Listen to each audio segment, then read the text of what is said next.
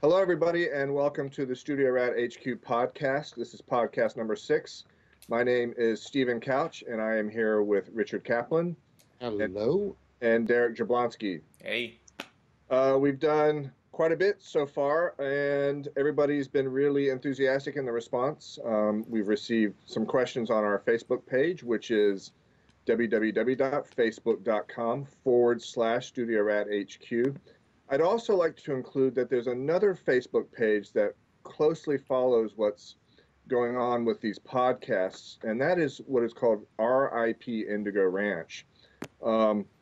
That was set up a while ago, and it was for people that were interested in the studio that Richard owned and where all these records were made in these podcasts. Today we're going to talk about Limp Bizkit, but just before we get to the subject, let me just say that we are also on YouTube. Same thing, www.youtube.com/Studio Rat HQ. And we are also trying to get our podcast onto iTunes. So if you want to just hear the audio and not the video, you can go to our website, which is www.studiorathq.com. And all of the podcasts are there available in audio format to download and listen to right there on the spot. So that's basically the business taken care of. Now let's get to Limp Bizkit. The record that we're talking about is Limp Bizkit $3 Bill Yall, which is a shout out. The Yall at the end is a shout out to East Florida, Jacksonville specifically, where the band is from, and ironically, I was going to say not too far from us.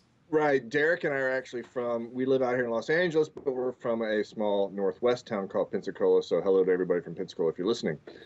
Okay. Limp Bizkit. Where to start? Yeah.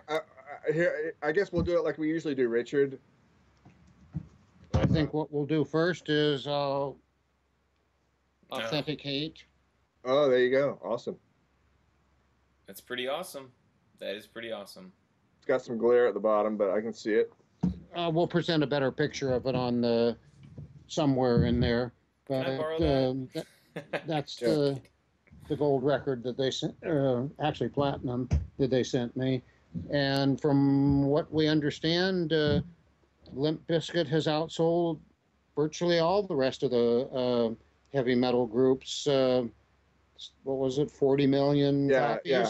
Yeah, of the Indigo Ranch groups, that would be, it's kind of in the new metal genre, quote unquote. Mm-hmm. Korn, Slipknot, Limp Bizkit, Cold, and Sepultura. Well, Sepultura's not really new metal, but Cold, Sepultura, Cold, the Vanilla Ice album, Vanilla Ice, Machine Head. They're not exactly new metal either, but Snot, yeah.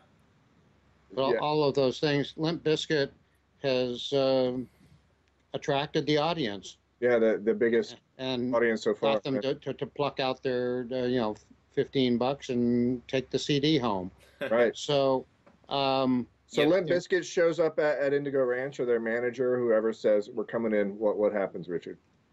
Well, first I get a call from Ross Robinson, and he says, "Got a group I'm bringing in. We'll be loading in tomorrow." And they show up, and the first people really on the scene were Jordan Schur, who was their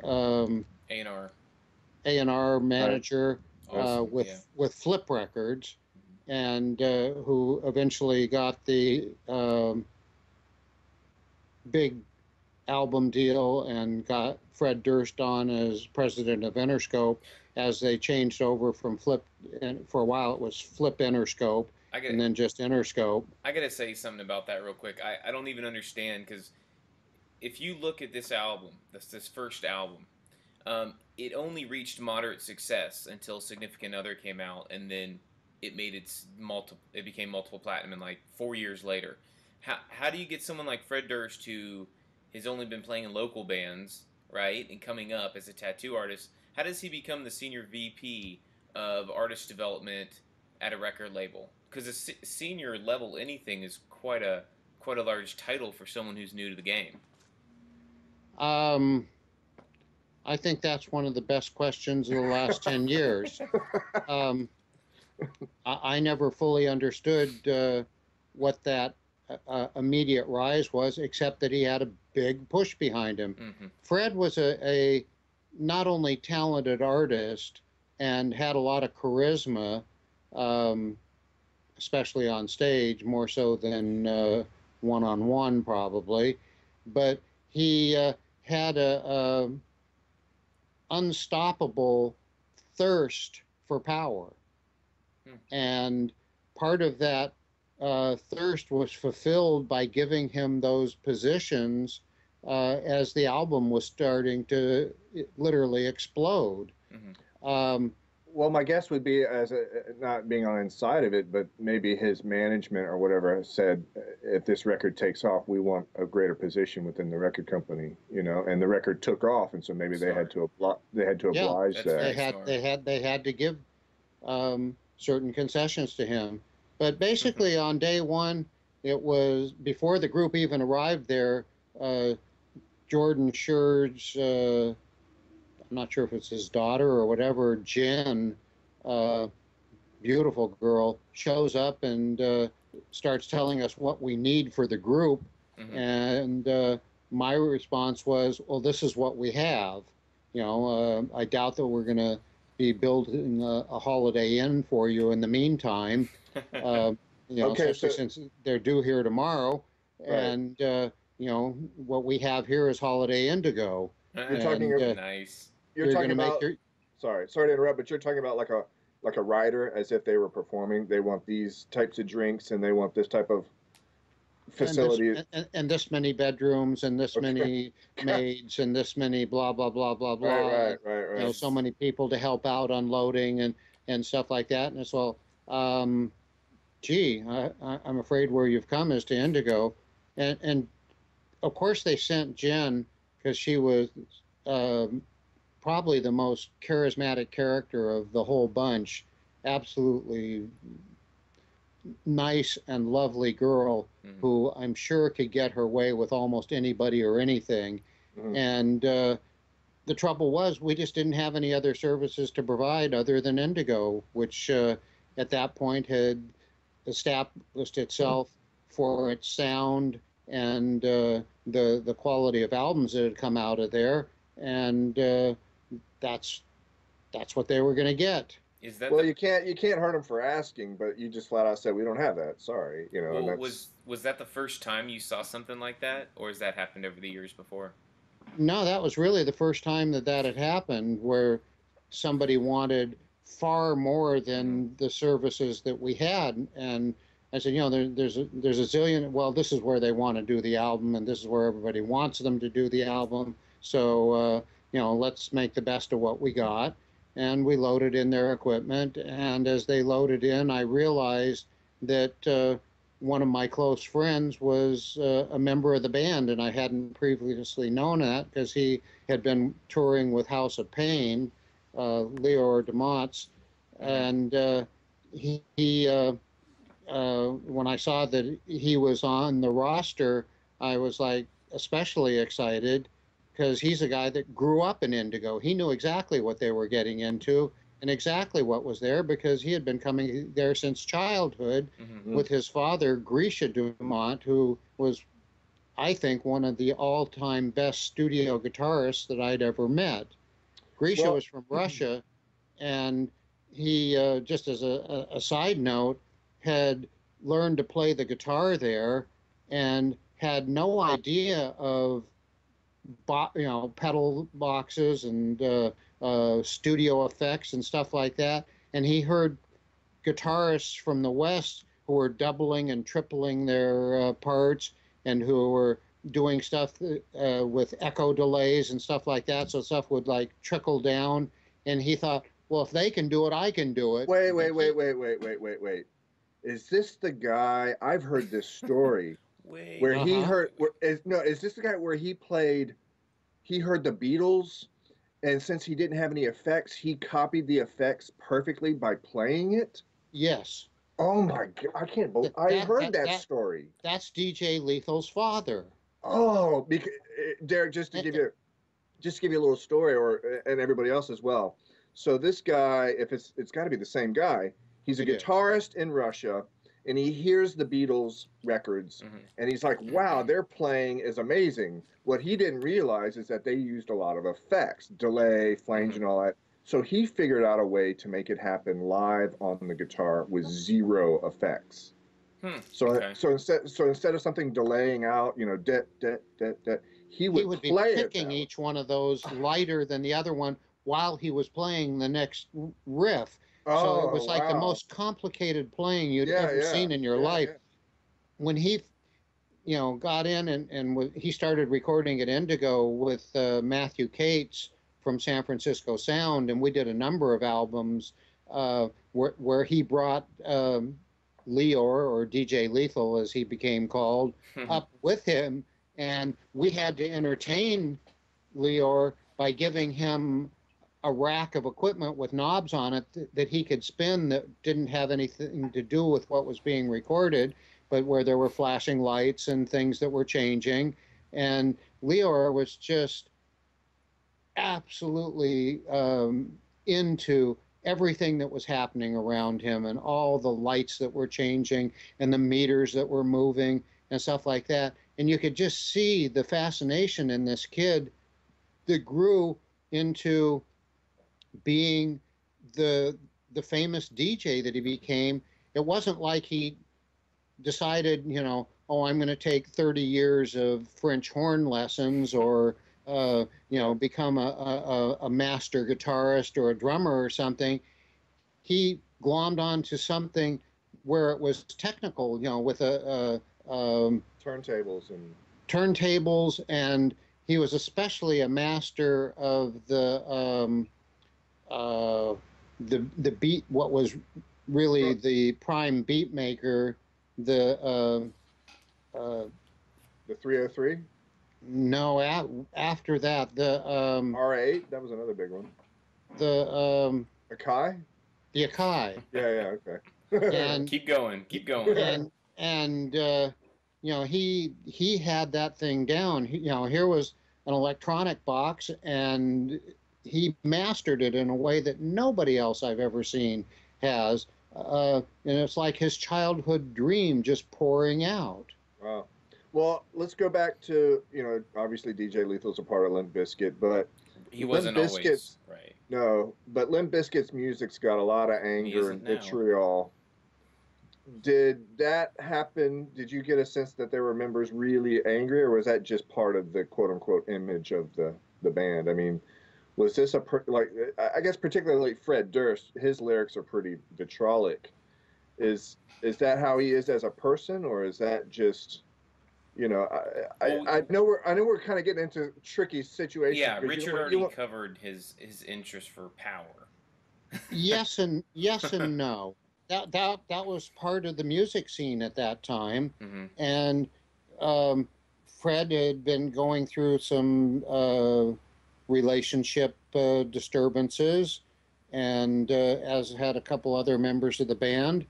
So there was a lot of fire going on behind the scene, and here they were making an album. Right. Naturally, some of that comes out. Over the years at Indigo, I'd seen many people come in who was like, another recording studio, treat the staff like crap, get what you want, show them how powerful you are, and next week we're going to be in Kansas City anyway.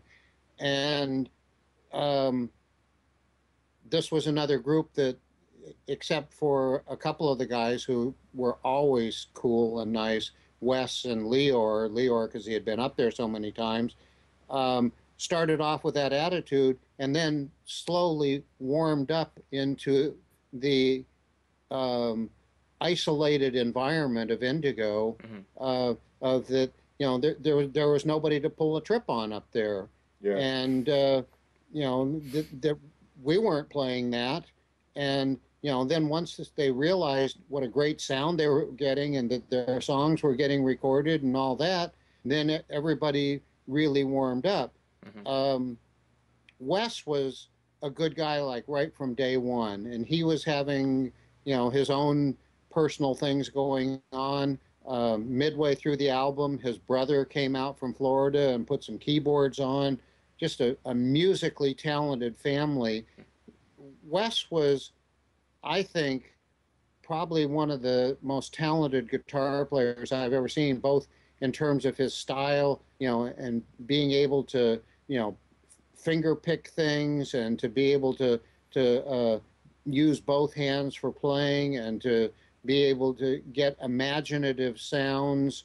And then in his off time, he wasn't just sitting around watching the album happening from one of the seats in the back of the control room. He was like out taking hikes and picking up little goodies off the ground. I remember he picked up a palm frond that had fallen in a windstorm, and he started carving on it and made this incredible carving of a face in a palm frond, which hung on the wall in the back of Indigo by the washing machines for years and years and years. It was just such a creative use of a piece of found art.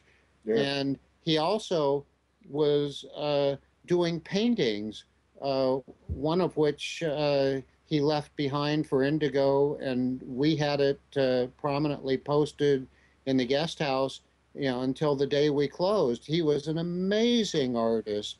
So for him, it wasn't just a matter of, oh, I'm a great guitar player, which he was, but it was also a matter of I'm like a Renaissance man, an artist who finds art everywhere he looked. Well, he obviously didn't stay in the band the whole history of the group as well, and maybe there are reasons behind that. But when you're talking about people standing in the back of the control room and all that, Yeah. let's go into the control room. Did this band record live as per other Yes. Ross Robinson bands? Yes. All on the Primarily. same. But there were a number of overdub parts too. Okay. Oftentimes, the DJ parts would oftentimes be done as an overdub. I built a specific box, which hopefully we'll be able to post on here, but it was a box for matching the DJ rig impedance-wise to the control room inputs, because most rigs don't just match up. Right. And you can hear it in the loss of frequency response of most DJs. Their parts come out sounding all high and tenty, and you think, oh, that's because they're scratching the record. But everything that he did, we made sure was matched so that it was full spectrum sound. That was going to be one of my questions when because I've never worked with a DJ before in the studio. I was going to say, do you go stereo out like you would a keyboard? Do you go like a line in, direct box or yeah? But there you go. So that's really cool. You actually that's one thing that I really like about your stories is you would hand make a lot of things to get. This was one of the albums where I was in the heyday of my hand making pedals and stuff like that. Every chance I would get, I would run to the shop and be working on some sort of pedal. I built a couple of pedals specifically for this album, one of which I sent you in a Dropbox photo, which you can post somewhere in here, which is labeled as the Electro Harmonics muff, but notice that it has different controls than an Electro Harmonics muff would, and it was basically something that I took from their schematic and then augmented it and made it into a much stronger distortion pedal. There was also another thing called Little Muffy that went to Sonic Circus in the Indigo Ranch sale but it was a pedal that was made for them. And then there was also another pedal, which I haven't been able to lay hands on a photo of, which was called Dual Muff, which was a muff that was switchable to have two, basically the same circuit, but two completely different sets of matched transistors in the distortion section. And that was a prominent thing in their sound. The other thing on the DJ side of things that came up was as a phono preamp. All DJs have their standard thing with the, where they're able to go back and forth and slide from one table to the other, and stuff. But then the whole thing switches into a thing that goes out into the console, on XLRs, and I used my handmade Eisenberg phono preamp to go into his box, so he had like a superior quality phono preamp. Eisenberg with faders and sliders too, or was it just? Oh yeah, this was ahead of that.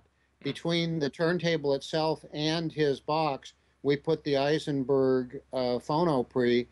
Eisenberg only hand built about a half a dozen of them, and Eisenberg was a friend of Dean Jensen, who was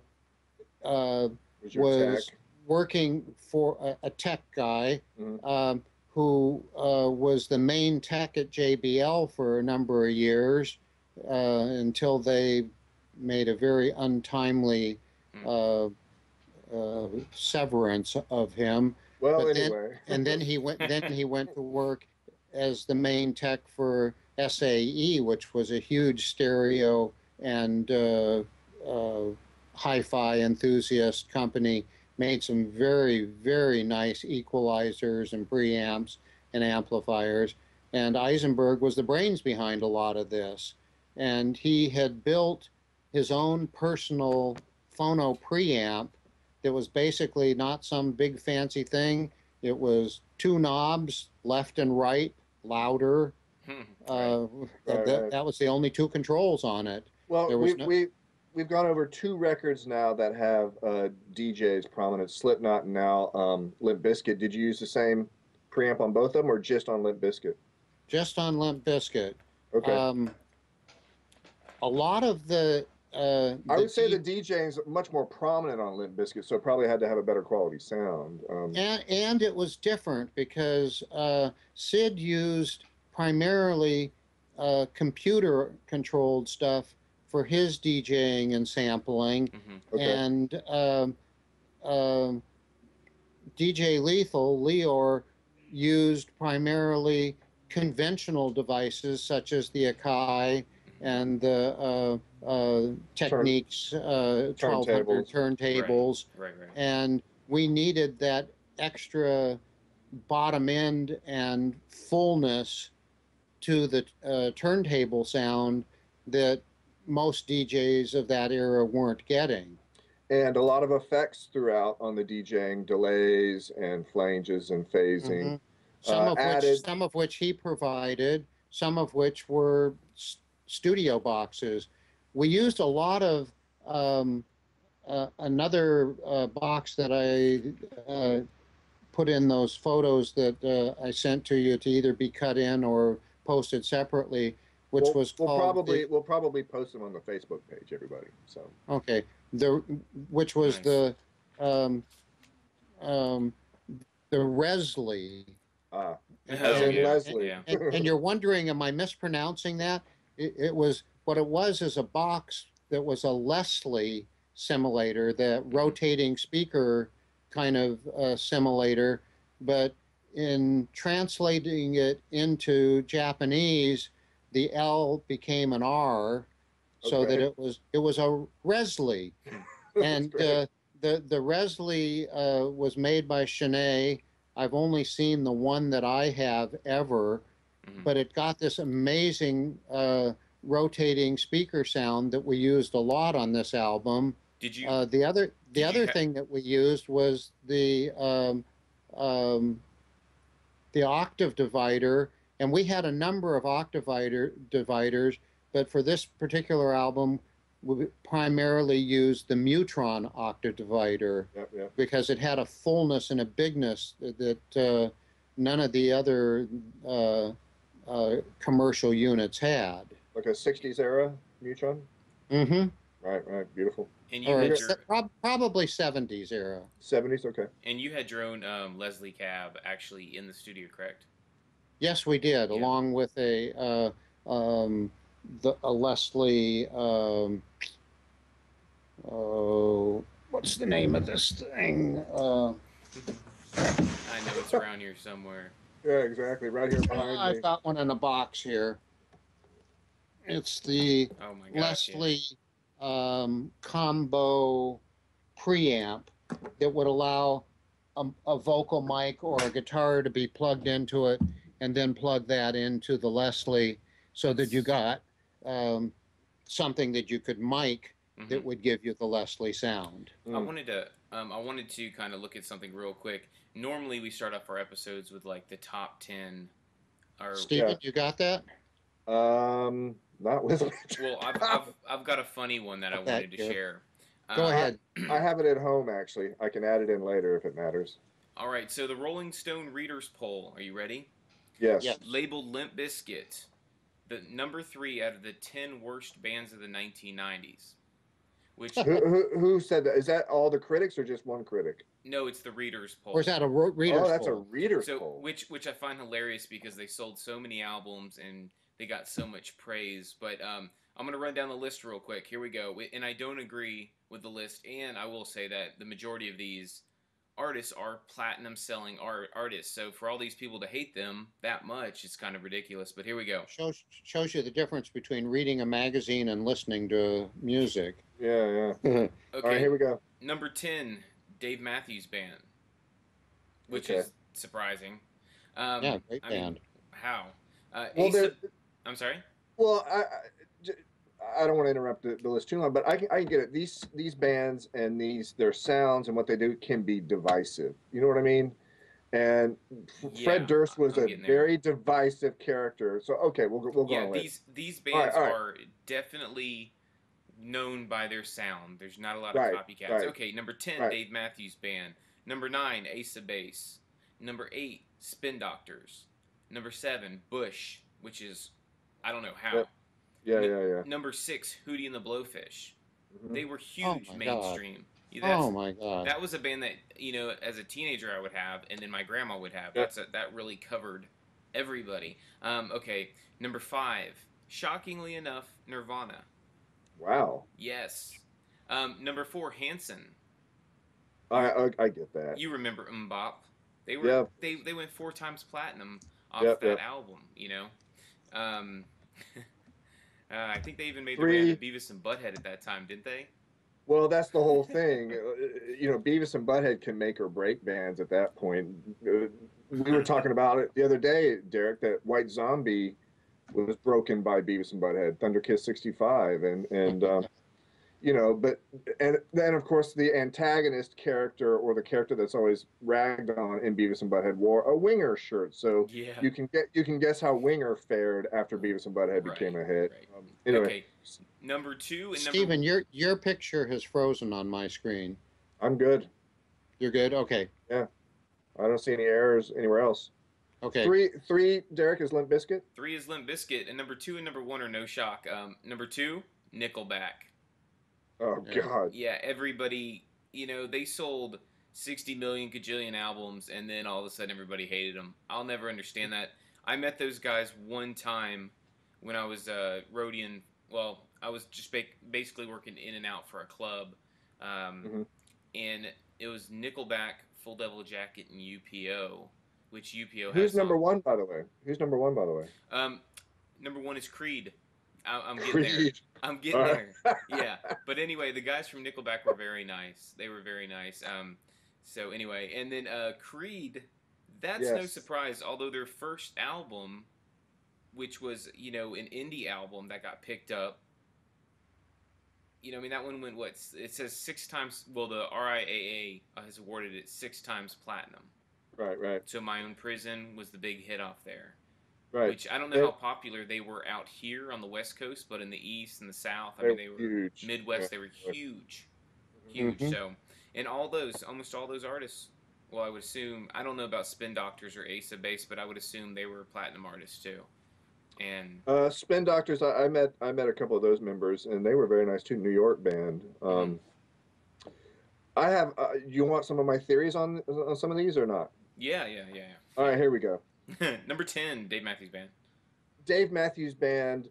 That's a sound that you either love it or hate it. It's kind of got this '60s free-forming vibe. If you're not into that, you're gonna think it's junk, and therefore, it doesn't appeal to you. And Ace of Base is what I think a lot of people on the sidelines, who are just music listeners or whatever, would consider to be manufactured pop. Okay. With very little heart or soul. It's all very well crafted, expertly crafted, but has no heart or soul. Therefore, it's disposable to those people. Bush came in on the tails of Nirvana, and as a result of that, got lumped in either fairly or unfairly. You, as the listener and the viewer, can decide that for yourself. Got lumped in with that group of people. They then went and actually got Nirvana's producer to work with them, so it seemed like they were really doubling up on, can we follow in the boat wake that created by Nirvana? Oh, I didn't know that. Okay. Yeah. Hootie and the Blowfish. Dude, that's college rock, man. They really stamped that one. I think it again goes to, even though it's not pop, it has a feeling that it could have been bland and manufactured. I'm not saying that myself. I think that would be I had the album. Well, that, like, a band like Hootie and the Blowfish to me is not divisive. I don't know why they're hated, but I can see why some people would. Nirvana, okay, now I get Nirvana because Nirvana single-handedly slammed the door on all of those 80s hair metal bands. Slammed their hair in the door, absolutely. Absolutely. That they kind of put the final nail in that coffin. Hanson is suffering the same fate that Justin Bieber currently suffers, which is, if you're young and you do these kind of pop hits that preteen girls love, you're going to be hated. As adults. Hopefully, hopefully, Justin Bieber was recently in the news, kind of in trouble. Hopefully these guys can survive this. They don't deserve it, but that's what happens. Limp Bizkit, I would attribute a lot of that to Fred Durst and his divisiveness. He's a divisive character. You either love him or you hate him. And and I don't, and as Richard was saying earlier in the podcast, with them arriving at the studio, in order to go out and do something like what they were doing, you have to have a lot of ego. Now, that is what makes you confident. That is part of what makes you successful. But can also attribute to your downfall. Right, it can have a downside. The thing is that real? Is the ego and stuff real? Because I've never met the guy. I only talked to him once, and it was in Biloxi, Mississippi, when I saw Kid Rock, Stained, and Limp Bizkit. Right.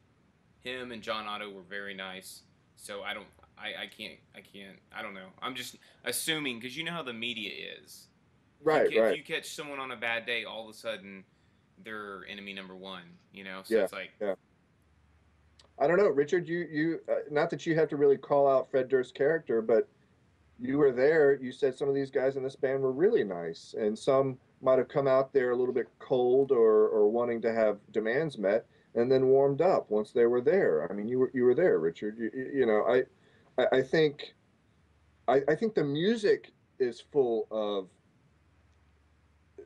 a certain perspective that you're either into it or not, and that's part of the divisiveness. As we said earlier, and as Richard pointed out, they sold the best out of all of these kind of acts, but they also disappeared the quickest. Korn, Yeah. It's Slipknot continued to have multi-platinum success, and it Korn was a big puts out an album every day, every year. So yeah. yeah. And they're a large concert draw. Mm. Limp Bizkit, I think, is a large concert draw in Europe. I don't know if they are anymore in America. Yeah, I I don't know, don't but I don't know either. those So those guys pretty much. I'm just taking it from what Richard said that those guys pretty much came out of the door pushing the shock value. You know, like right, right, with right. him, his big personality, with the tracks. If you read back at any of the what any of the tracks have to do with anything, Counterfeit was about how they felt other bands were ripping them off. Mm-hmm.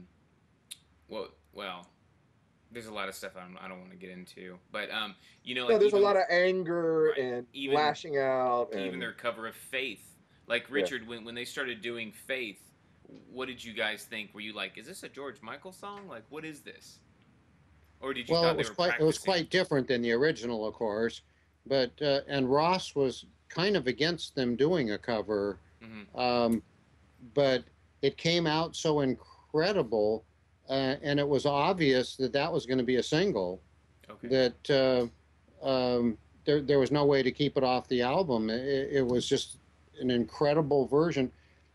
I've always been of the theory that if you're going to do a cover, and so many bands don't follow this, if you're Right. going to do a cover, it's got to be different and better than the original. Sure.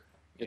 It's you can't just do a cover because otherwise you become a top 40s band. Hmm. And here they came up with a version that was Quite just different. not Oh just yeah, quite different. It was like it grabbed you. You couldn't stop listening to it, right. Yeah. and it was genius. I remember And them. I remember you know, them on Conan playing and that. everybody was like, "Well, you're not going to do it." Oh, you wait, this is good. Mm. And that's how Faith made it. It was a hit. Through the Yeah, it yeah. was a I hit. mean, you really had to run the gauntlet to, with the Ross Robinson and Indigo crew on an album. You were literally running the gauntlet to get onto an album, and um, that was one of the songs that just knocked everybody over. Well, I Yeah, would I that would assume that It case was of a great version. yeah. the case of that song, I would assume, is the compulsory license because I couldn't imagine them getting the rights to actually cover that. So I would assume that. I mean, I don't know who Well, originally it wrote it, it but is George Michael did, and it's documented, or George Michael's people did, and it's documented that didn't George like it. Michael he hates it. Yeah, Yeah. and you can understand why, but it goes back to Someone who did "Careless Whisper" recently in the last I couple of don't know, years. Another rock band. covered it. Yeah, They they covered did it. a version, I don't know. and it's someone you know, everybody knows. I'm drawing a blank, but they did "Careless Whisper," and it's crazy. It's like Yeah. wow. Sorry. Well, I think it comes down to two. This is kind of a philosophical thing. Two types of music listeners. There are people that have music on in the background and they're driving around or working out or whatever, and they listen to it and they go, "Oh, I like that," and that's catchy and all that, and they continue to enjoy it. Then there are people that listen to it and they get into it, and it becomes a part of their lives, and the Right. band or the artist is a part of their lives, and they move with that. Sure. And Faith is a perfect example of that. That was a pretty much a pop hit. Um, by George Michael, a well-known pop artist, and then this kind of abrasive band that has a following comes along and covers it and completely turns it on its head.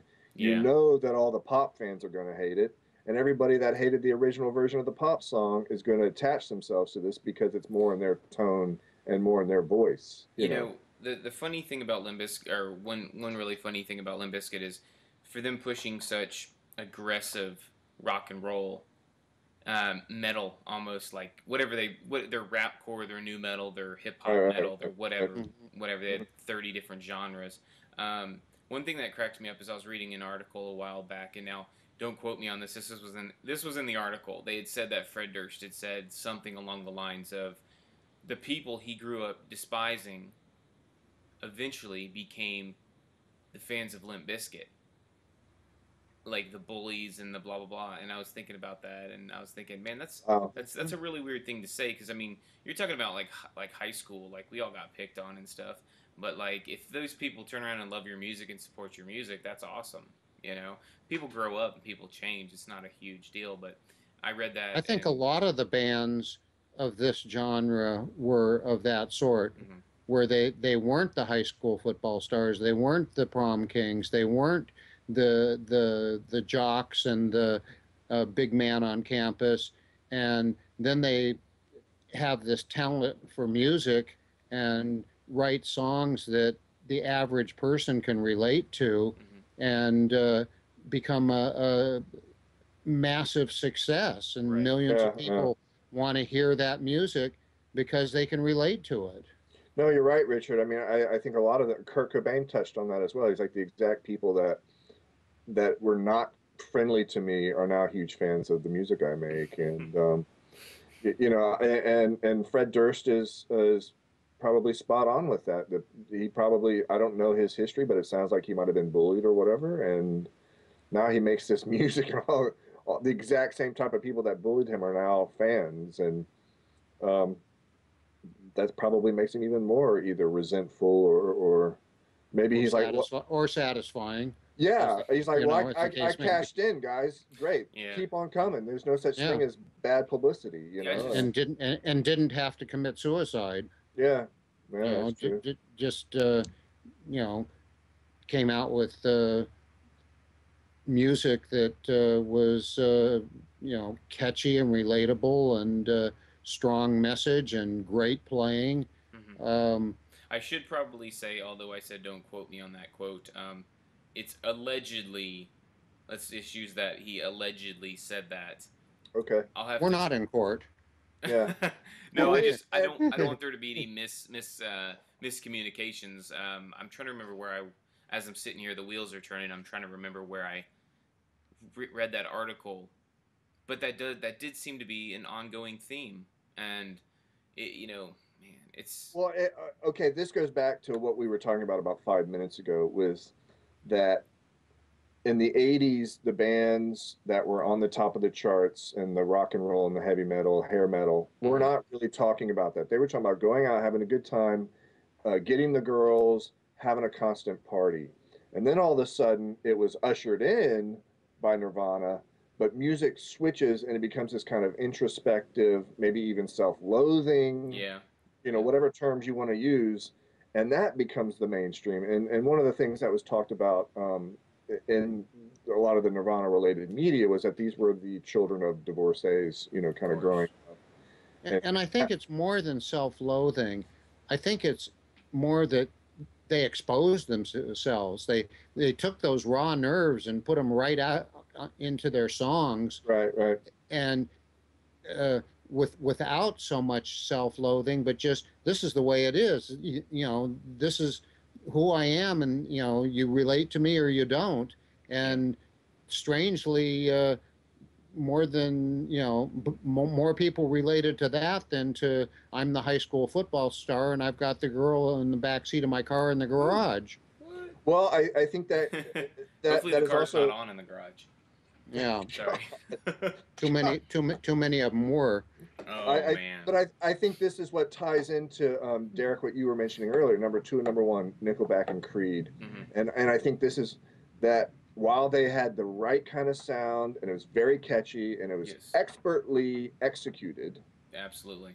it felt as though they were tying in that oh, this is the new sound, let me become a part of that, and I'll just write about these things that might not be real in my life, but if I put it with enough genuine muster.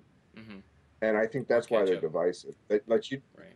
you don't really know if you get a sense that in Nickelback, the sound is related to anything real going on in that guy's life. Hmm. Now, like you said, meeting them as people, they're actually really nice people. Hmm. Great.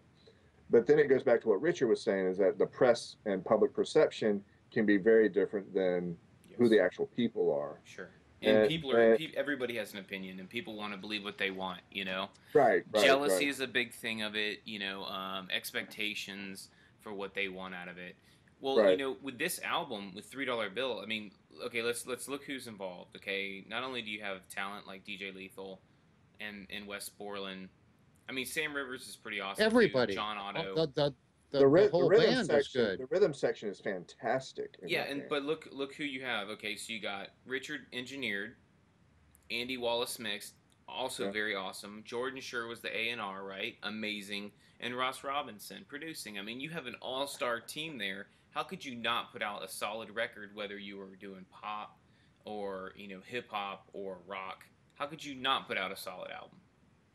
I mean, there's some truth to that, but this album went viral, even for our expectations. So it just had something that first off, and look at the name, Limp Bizkit,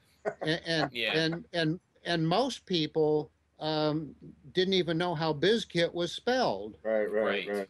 And they thought, what is this? Some bad cooking or something.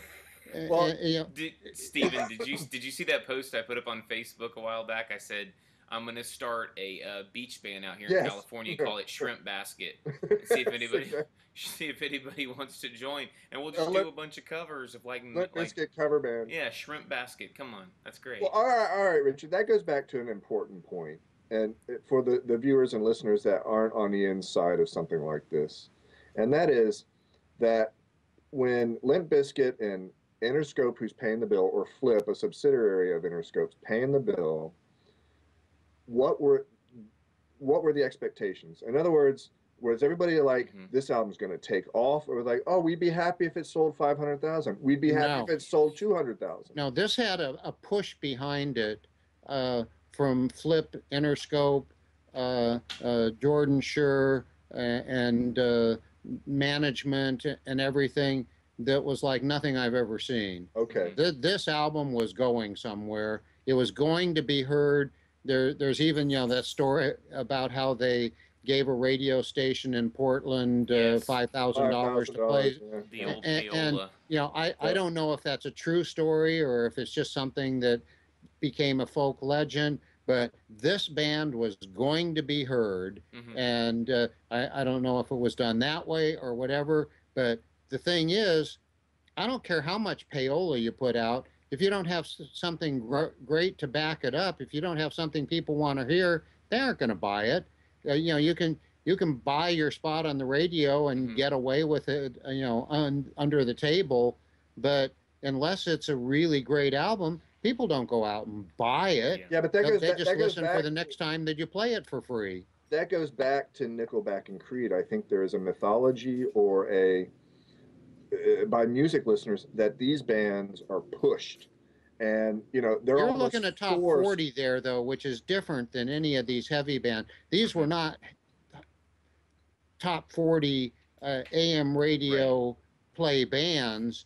These were bands that were making it through the dark corners of the underbelly of music and being heard, and one person after another was saying, hey, you got to hear this band Limp Bizkit. Hey, you got to hear this band Korn. You got to hear this band Slipknot. You got to see them. And it was making its way through that underbelly, and people were just going nuts over it because it was something that was so necessary for that moment in time and space. Plus, it had the push. Whether it was that payola push that gets talked about all the time, or whether it just got that push naturally because of the trajectory that it was on. It got an amazing amount of not only radio play, but it was getting press like nobody's business. It was an album that you couldn't avoid. When it came out, it was everywhere. I think you got two focuses when it comes to popular music. You have the mass appeal, right, and then you have the movement. So exactly in that case, you can have mass appeal like Nickelback, like I got the album, my brother's got the album, his brother's got the album, that guy's got the album. And then you have the movement, which is people who get into that genre and pass, hey dude, check this out, hey check this out, and it comes up through the underground. So Mass Right, Appeal or the but movement. And as this was somebody both. who's heard some of these groups and have been like, that's really awful. Why is that so popular? I that's either as I mentioned before, the mythology is that their band might be a band that is not very good, and yet they get this push, and that's why they're number one. Is because they're kind of being force fed these artists by the industry instead of, like you're saying with a Limp Bizkit, Mm-hmm. a buzz happens, and then as a result of the buzz lifts the band up to the mainstream. Mm-hmm. And just going back to that list of the top 10 hated bands, I have a feeling, I'm not, with those record companies that promoted those bands, that they got a huge push, even if for some reason somebody in that organization just thought this music was great. We're going to put the money behind it, Mm-hmm. and we're going to make these guys star makers. Yeah. That you might be a star maker without, But without the product to capture the imagination and the love of the audience, no amount of star making, especially in this day and age, can account for 40 million albums sold. Okay. This had something that people wanted to hear, and they wanted to hear it enough that they would go out and buy it. And this was in an era where internet thievery and illegal copying was starting to reach a peak, Right. and people were going out and buying this album. They wanted the cover, they wanted the flyer that came with it, Right. they wanted the music, they wanted the whole deal, and then they wanted to go see the band live. Richard, what did you take away from that session? What did you take away from that session when you were working with them? Like, how did it affect you? Were you looking forward to working with them again, or what? Or I'm kind of a little more interested. It was an emotional tear up, not only because of what was happening in the band's personal lives, but because the album was so intense, and there was just a lot of stuff happening, a lot of stuff behind the scenes, a lot of stuff with the record company, which Indigo was located specifically way up in the mountains at the end of 5 miles of windy road, so that the record company would never show up. Right. And yet this was a group that had such a push behind them that people were showing up. People were coming up just to hear it. People were coming up to throw their 2 cents in. And the band was,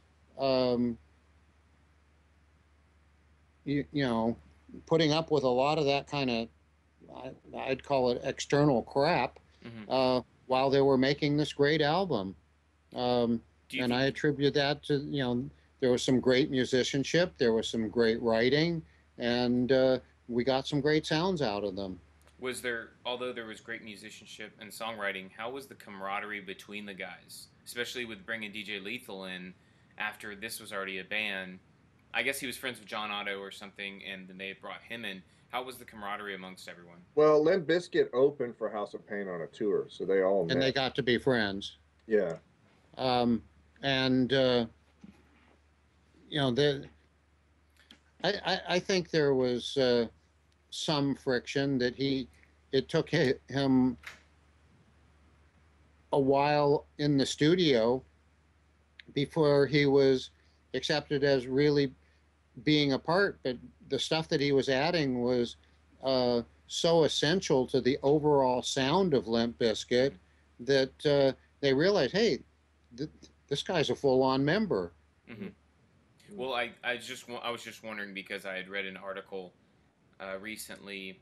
Oh gosh, it's probably been a year or so now. But Wes Borland was going on and talking to the fans via Twitter. People were posting stuff about him and about DJ Lethal leaving, and he had posted something along the lines of, "We started without him, we can finish without him," type of thing. Like he seemed to be like just like let him. Well, he referred to him as Lee in the post. But yeah, so I was just kind of wondering how the camaraderie is, because when I saw like the corn videos, those guys are all being crazy and drinking beers, and you guys were barbecuing, and you had everybody up there, and it was more of a festival at times, you know.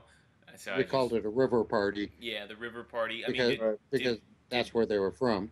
did Ross request that when Limp Bizkit was in the studio? I mean, that just naturally happened somewhat at Indigo. There were those weekly blowouts where we'd barbecue and we'd have fun and stuff like that.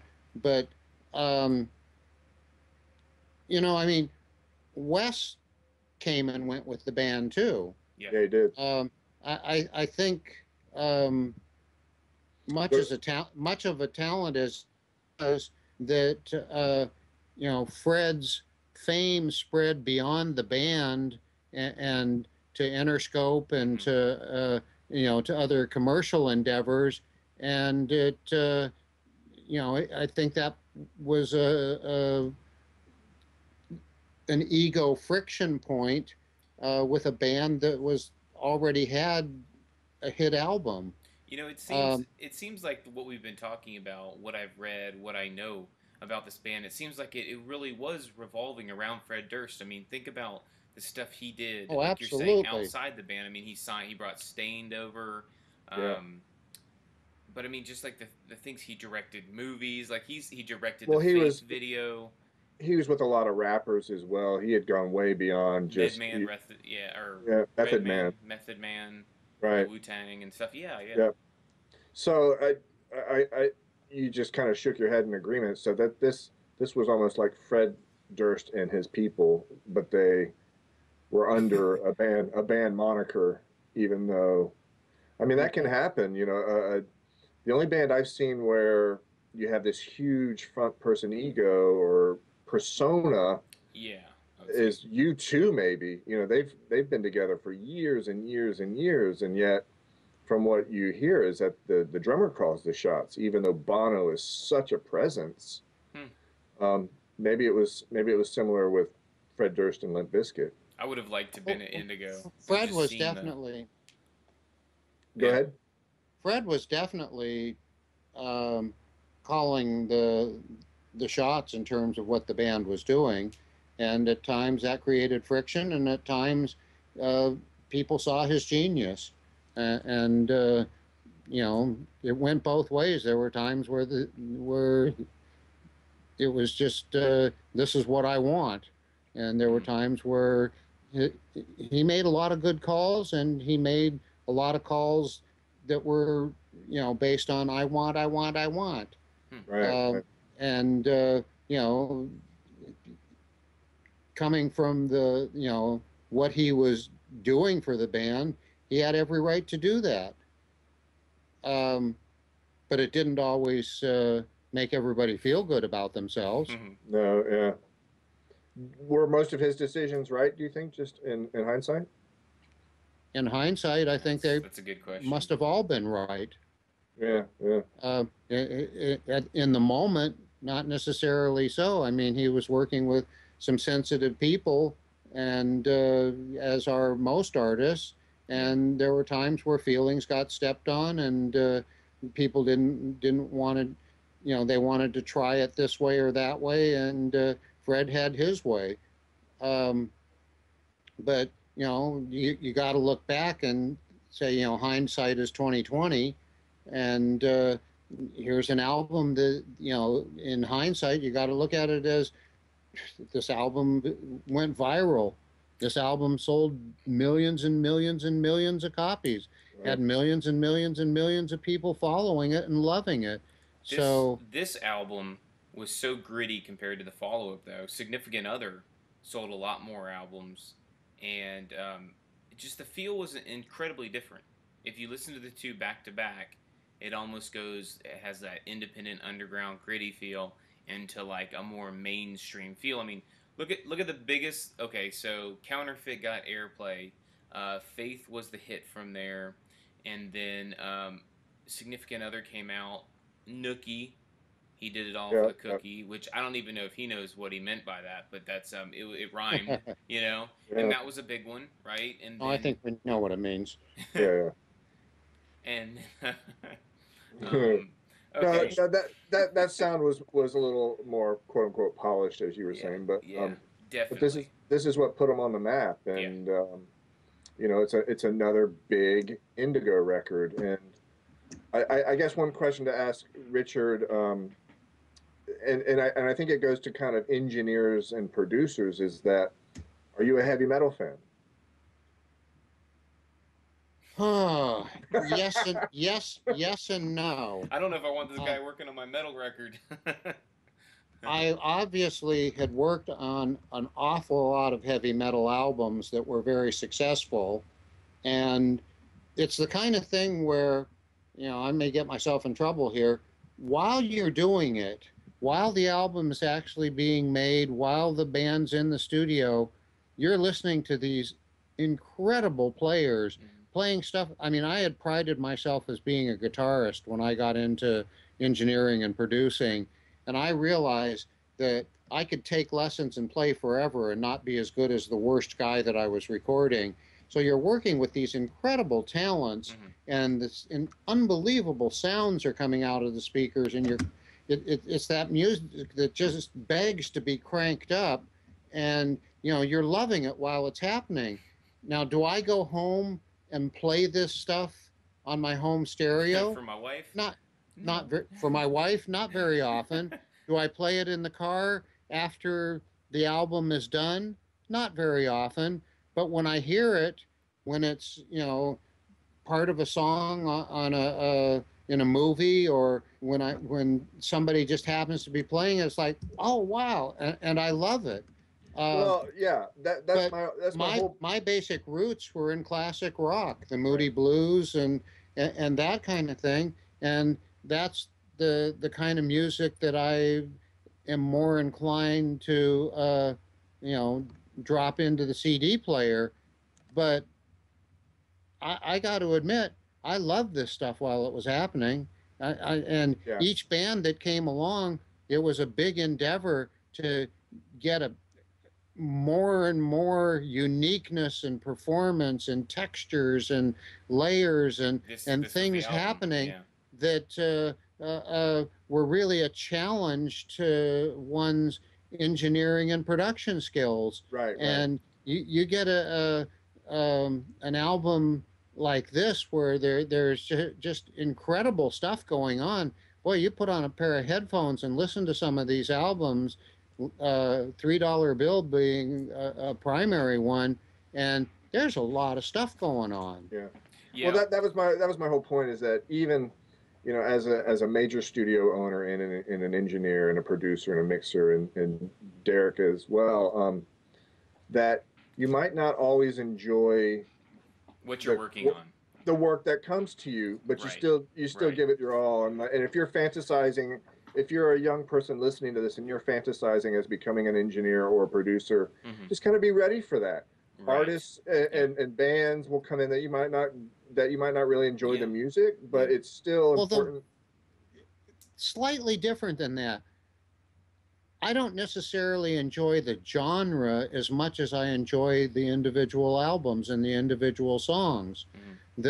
Each song is it's like you're painting a 27-foot high canvas, and every centimeter of that thing has to be filled up with something incredible to make it into a painting that's going to hang at the Louvre or at the Metropolitan.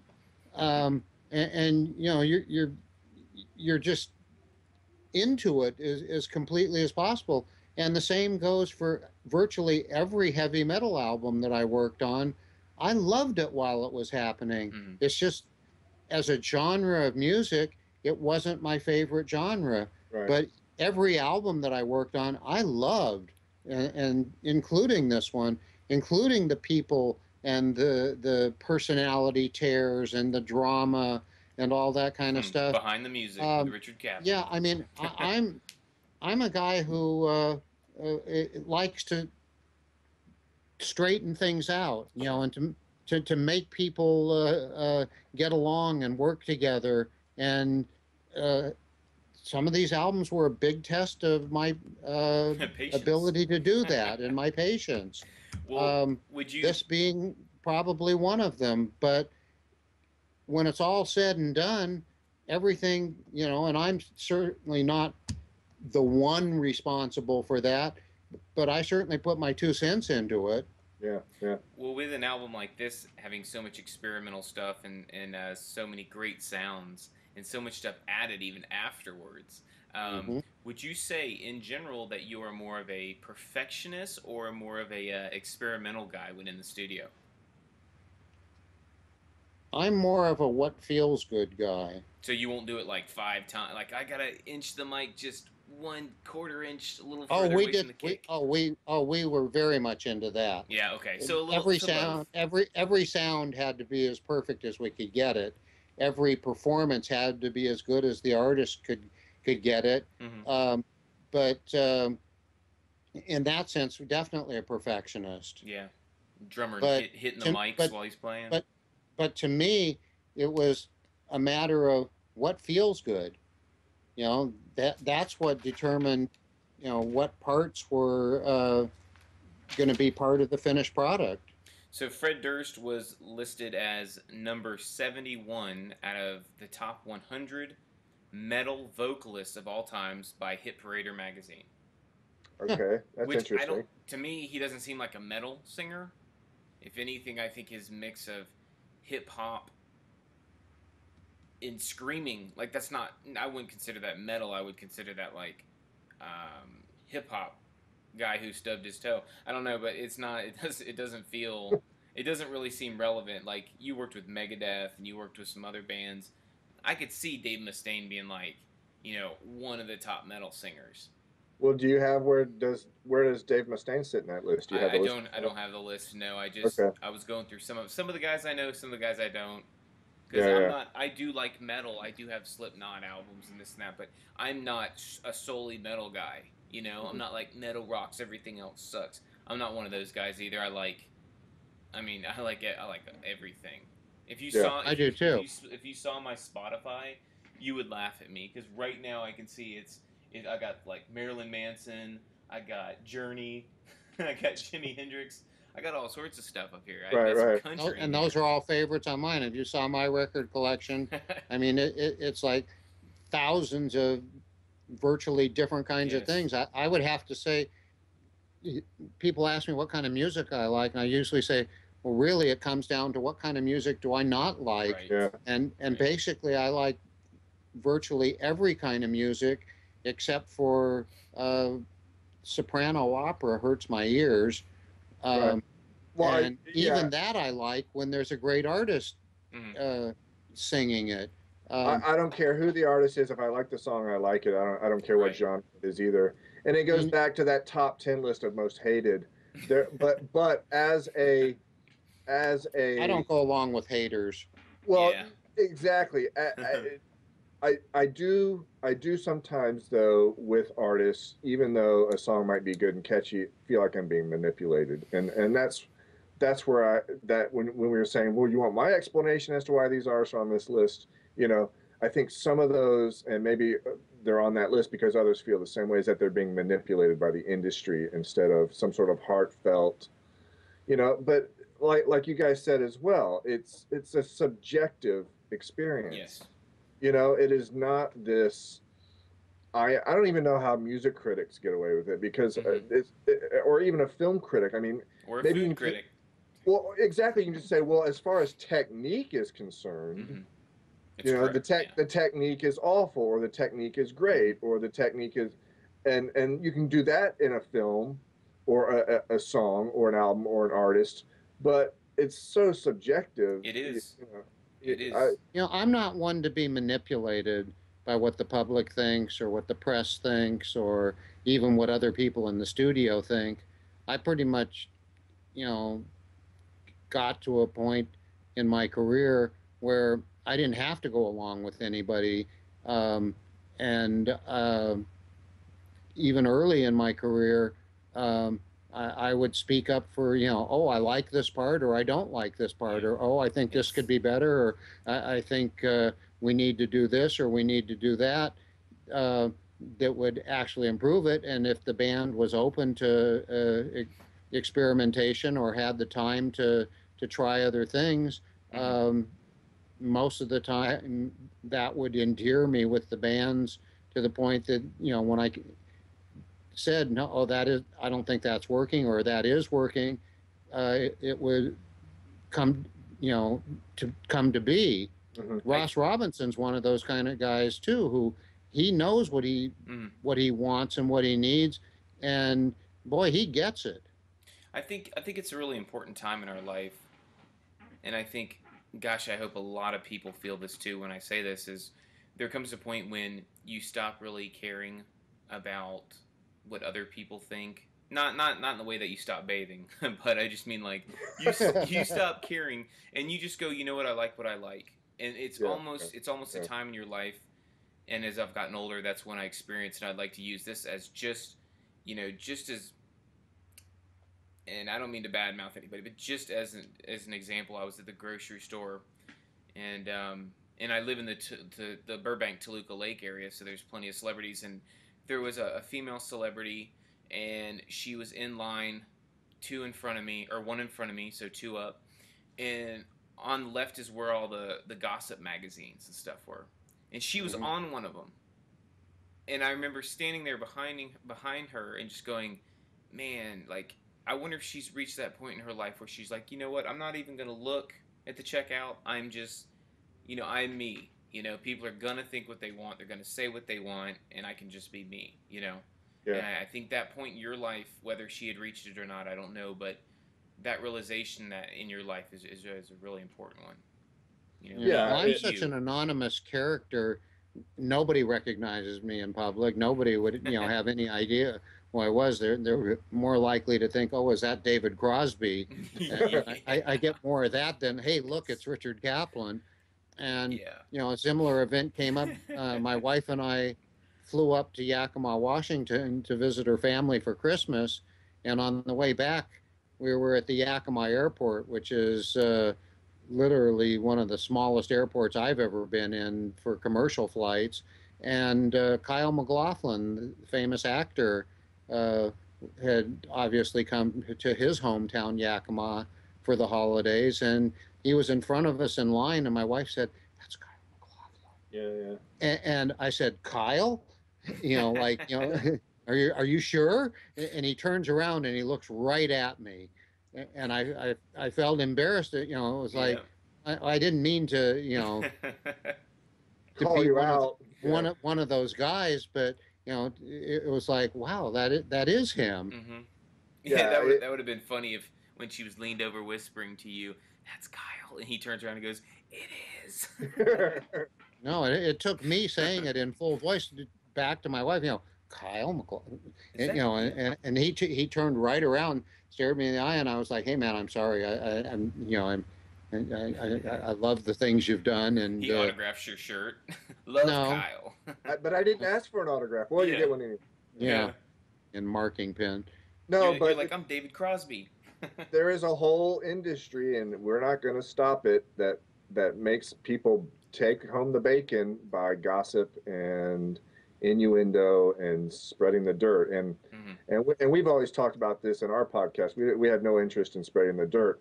But we are interested in the stories behind how these records are made, and beyond the technical, beyond just what mics and pedals were used. And I think this is another example of that. Fred Durst, as we talked about, was widely known in the press to be, a potentially divisive person, and it goes with the territory of having that kind of, as Richard said, on stage charisma and quote unquote genius. And whether you think he's a fool or a genius, he's out there doing it, and he's out there making it happen for him. And that in and of itself is amazing. Yeah, deserves at least some recognition. Kudos. Because a lot of people on YouTube and on a lot of these websites where you'll go and read the comments, just about every news outlet, everything has the comments section, and you get all. They even have a name for them now, trolls, because they do is speak negative vitriol against these artists, but they're not out there doing it. And whatever you think of Fred Durst and whatever you think of Limp Bizkit, they at least took the chance to go out there and have a record That's made exactly right. and have it produced and gave it to the public, and the public responded. Mm-hmm. Real So well. Real well, yeah. that about brings to a close our Limp Bizkit podcast. We have some pictures that we're going to put up, right? Yep, yep. And Yeah, I sent you let me, some yeah, pictures of equipment that was used. One of one of which we haven't mentioned yet. okay, As you have probably gathered by now, on virtually every album, I had a guitar amp hidden away yes, that became the secret add-in guitar amp. And for the Limp Bizkit album, it was an old K guitar amp, tube amp that basically had an on-off switch and a volume control, and which was the kind of amp that I like to use for this, so that I wasn't trying to control the tone. I was just trying to give an added texture to the artist's already fantastic guitar, so that you had something to add into it. And in the finished product, I can hear that a fair amount of it got used. yeah. Again, it's and I've used it as well in my recordings and others. It's low wattage, small speaker tube amps for heavy distorted tones, even clean tones too. But here in this case, we're seeing it used. Richard's been using it extensively on these extraordinarily heavy records, and you're like, where's the Marshall stack? Where's the Mesa rig? Where's the, you name your large amp. Where's the Orange? Yeah, nope. These were all small, tiny speaker, low wattage tube amps. Yeah, and this was the era in my life where I was really experimenting around with distortion pedals, and you can hear it on the album. There was a number of different homemade pedals that you can't find anywhere that I had, during my free moments, ran to the shop and was soldering stuff together like a madman, so that they could have, the next day you'd come in and say, "Here, try this thing." Right, and right. and they, since the first few were working, it was like always accepted with a welcomeness and enthusiasm to put it on the album. Do we know? Let's finish up with potential teaser for the next podcast. What are you guys in the mood for next time? I would like to jump right into the third Animal album. Oh, cool. Animal being a group out of Argentina that I co-produced with Max Cavalera of Sepultura. Okay. It won't be as long a podcast as some of the others. I think it'll be kind of a shorty, but I think it would be of interest. Okay. I was gonna say, did you do any Cher? But whatever. Sure. I'm just kidding. Cher, I'm just Cher, kidding. Cher lived down the street and did call for studio time once. Did, But we were occupied with somebody else, and it never did happen. my question is, could she turn back time, or did she believe in Anyway, love? yeah. All right. Or Thank you. yeah, okay, sorry. Yeah, I think she did. Yeah, have you seen she's got a new album out?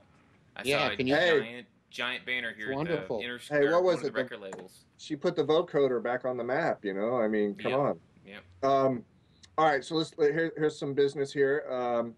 Again, a lot of these photos are going to be posted on the Facebook page because that's the easiest way for us to do it. And that Facebook page for everybody is www.facebook.com/Studio Rat HQ. So please go over there and like us. And if you have questions, we've also been answering questions. Like we posted a photo of where the current owner of the Indigo Ranch console has. And we're also, so if you have questions for us, please let us know. You can put comments on the YouTube page here, which is www.youtube.com/Studio Rat HQ.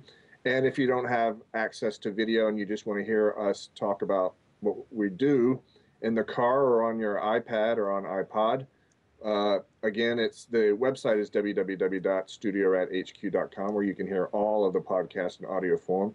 And look for us on iTunes. Just type in studio and then a separate word rat and then a separate word HQ, and we will show up. I think all 6 of our podcasts are also available on iTunes.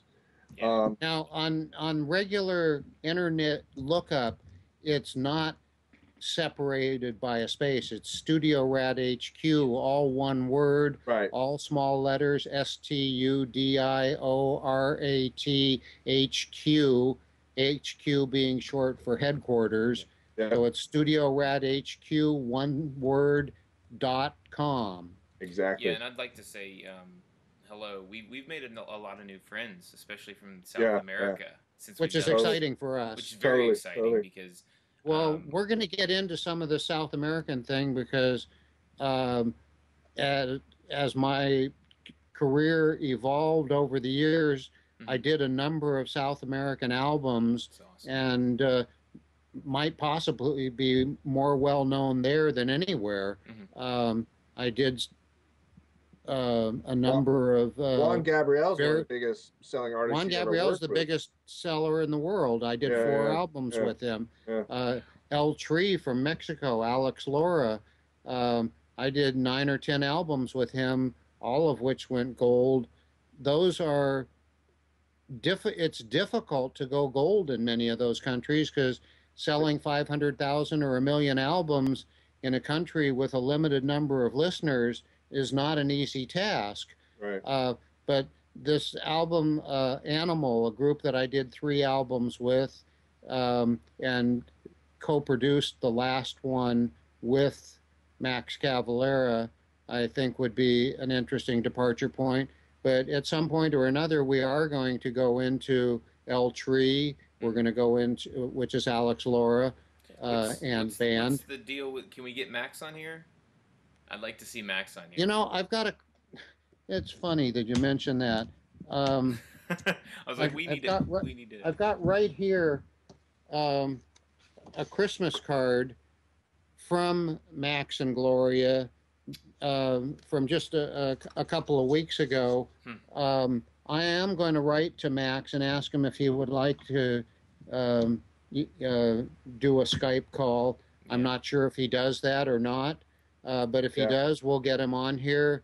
And I've got a few other people who've expressed an interest who were instrumental characters in the Indigo albums, and see if we can get them in on it also. Yeah, that'd be great. For the moment, you're putting up with the 3 of us and our knowledge and opinions. Keep in mind, this is not the place to get information for some quiz in a music history class. There's just opinions. There's facts, opinions, and fiction, and a lot of love. A lot of love, and we're trying to put something out there that you may not have heard anywhere else. Yeah. Exactly. It's Derek and I were talking about some of the people that commented on our shows, and sometimes it's very technical for people, and that's because we've all 3 of us are engineers, and so that's part of our career, that's part of our existence. But we're also music fans, so we're trying to do it as both music fans and engineers. Hopefully, we can get the balance right. But let us know. Let us know what you like and what you don't like and what you want to hear, and we will try and do our best to. I can drive to Phoenix if you want, or wherever, to get Max. I will. I'll drive over there and set up the computer, and we can just have Max and I can sit here and hang out. Right. I highly suspect that he comes from a family that has enough members that at least some of them are into this technology. Oh yeah. Well, yeah. Skype's been around for a while. Again, gentlemen, it's always an honor to have these conversations with you, and for all of us at Studio Rat HQ, this is our 6th podcast. Want to say thank you for listening, and please come back. Anybody else? Thank you. Thank you.